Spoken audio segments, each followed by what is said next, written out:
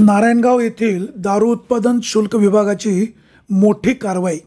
शिरूर तालुक्यातील भीमा नदीच्या कडेला बेकायदेशीरपणे गावठी दारूची भट्टी दारू उत्पादन शुल्क विभागाने उद्ध्वस्त केली आहे. दारू उत्पादन शुल्क विभागाच्या या कारवाईबद्दल जनतेमध्ये आनंद व्यक्त केला जात आहे. अशाच प्रकारे दारू उत्पादन शुल्क विभागाने पुणे जिल्ह्याच्या सर्वत्र ज्या ज्या ठिकाणी अशा प्रकारे दारूची विक्री होते त्यांच्यावर कारवाई करावी अशी मागणी होते.